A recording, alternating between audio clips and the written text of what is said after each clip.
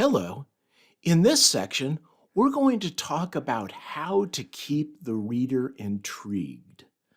Now, this is really a subtopic of how to keep the reader reading, because one of the things that you do to keep the reader reading is to keep the reader intrigued.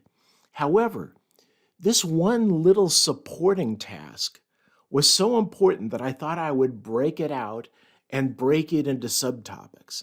I want you to write an intriguing story, and in that way, write a page turner. Now, once again, there are four elements that comprise keeping the reader intrigued. Let's take a look at them, shall we? First, there's subplots. Your story typically has a plot. That's the main arc or storyline for your story.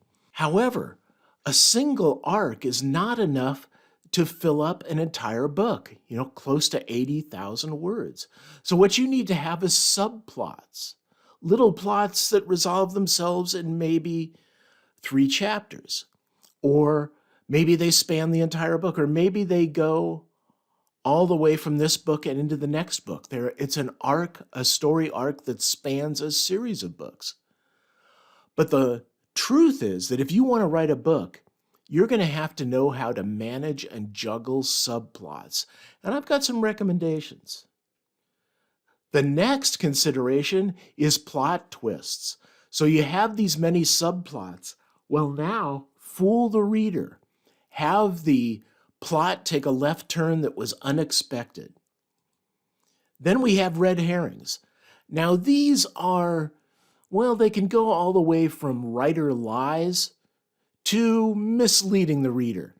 What you do is you suggest something to the reader and then enforce that suggestion, except that suggestion is completely wrong. For instance, you might point to the murderer that really isn't the murderer, it's someone else, but you'll plant red herrings in your story to misguide the reader. It's fun when the reader finally finds out what the truth is. And finally, there's the carry ending. I think you should end all books with a carry ending. That means that the ending really didn't occur. Your story isn't quite over yet. Yes, something got resolved, but all of a sudden something new popped up that is grist for the mill as far as selling your next book. So these are the 4 elements that we're going to discuss. And we're going to begin with the first element, subplots, or weaving of multiple plots.